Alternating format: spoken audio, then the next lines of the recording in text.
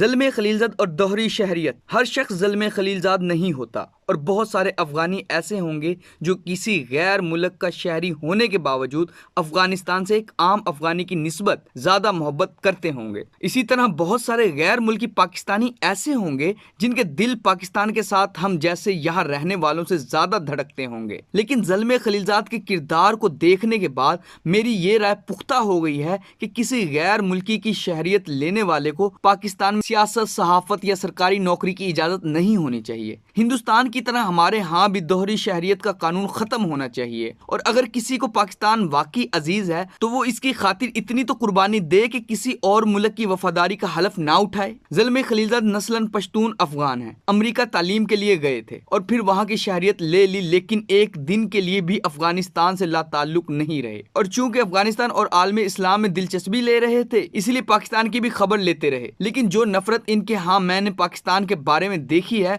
वो ना किसी और अमेरिका के यहाँ देखी और ना किसी और अफगानी के यहाँ देखी। इसकी झलक इनकी लिखी हुई किताब दी अनवे में मुलाहिजा की जा सकती है। लेकिन अपने अफगानों के साथ और इराकी मुसलमानों के साथ जो कुछ इस शख्स ने किया वो एक शकील कलब अमेरिका भी नहीं कर सकता। अफगानिस्तान पर अमेरिकी कब्जे के बाद बॉन कॉन्फ्रेंस के नतीजे में हामिद करजाई की क़यादत में एक हुकूमत कायम हुई, आइन बना और लोये जरगे के इंतखाबात हुए। अफगानिस्तान इस्तेहकाम की तरफ जा रहा था और फिर सारे अफगान अपने मुल्क में वापस लौट रहे थे। 2023 तक न अफगानिस्तान में खुदकुश हमले हो रहे थे और न खौफ व हिरास की फिजा थी। लेकिन जब 2003 में ज़ल्मे खलीलज़ाद अफगानिस्तान में अमेरिका के सफीर मुकर्रर हुए, ये कितनी शर्म की बात है कि एक बंदा अपने मुल्क में किसी गैर मुल्क का सफीर बनकर आ जाए। तो अफगानिस्तान में खुदकुश हमलों का आगाज हुआ और तालिबान की मुज़ाहमत तेज होने लगी। इसी की एक बड़ी वजह इराक पर अमेरिका का नाजायज हमला था और ज़ल्मे खलीलज़ाद अमेरिकी न्यूकॉन्स का हिस्सा होने के नाते इराक पर हमले के भरपूर हामी थे। इराक जंग से पहले पूरे यूरोप और रूस व चीन भी अफगान जंग के हवाले से अमेरिका के हमनुमा थे। लेकिन जब इराक पर नाजायज हमला किया गया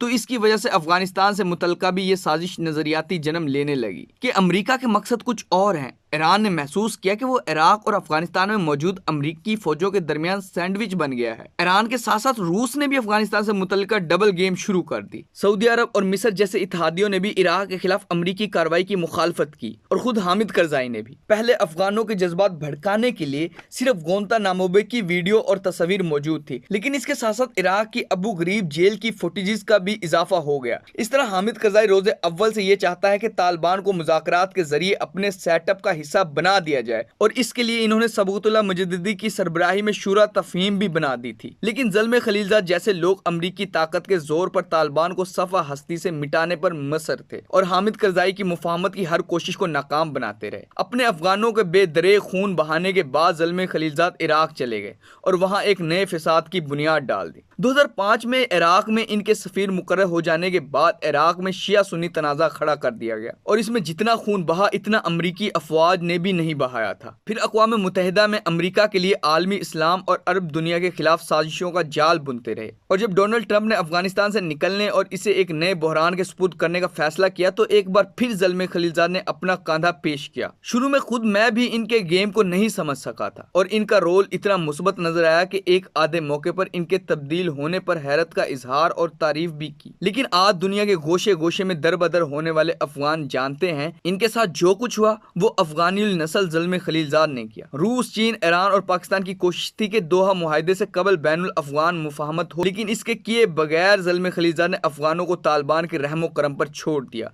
जो अमेरिका पर तकिया करते हुए कई साल तक इनसे लड़ते रहे। लोगों का इस तरफ ध्यान नहीं जाता कि जब अमेरिका अलकायदा और तालिबान को अजियत देने के लिए 2002 में गोंतानामो और बुगराम के उकबत खाने बना रहे थे तो ज़ल्मे खलीलज़ाद अमेरिकी सेक्रेटरी दिफा रैमसफील्ड और फिर नेशनल सिक्योरिटी एडवाइजर कंडोलज़ राइस के एडवाइजर थे। इनकी अफगानियत इस कदर खत्म हो गई है कि जब हामिद करजाई तालिबान के खिलाफ अमेरिकी अफवाज की रात के वक्त घरों पर छापों की मुज़ाहमत कर रहे थे तो खलीलज़ाद इनके वकील थे और इनके इंसानी रहम के जज्बात इस कदर ख़त्म हो गए थे कि बेचैन होने की बजाय वो गोंतानामो और अबू गरीब और बगराम के उकबत खानों की वकालत कर रहे थे। लेकिन आज इन्हें इमरान खान के साथ होने वाली ज़्यादतियों ने बेचैन कर दिया है और वो पाकिस्तान में इंसानी हकूक़ की खिलाफ वर्जियों की सदा बुलंद करके पाकिस्तान के खिलाफ गलीज मुहिम चला रहे हैं। हालांकि इनके यहाँ अगर रत्ती भर भी अफगानी गैरत मौजूद होती तो पहले तो वो इन अफगानों के लिए आवाज़ उठाते जो अमरीकी वादे के मुताबिक अफगानिस्तान से निकलकर पाकिस्तान और यूएई और दीगर मालिके कैंपों में फंसे हुए हैं।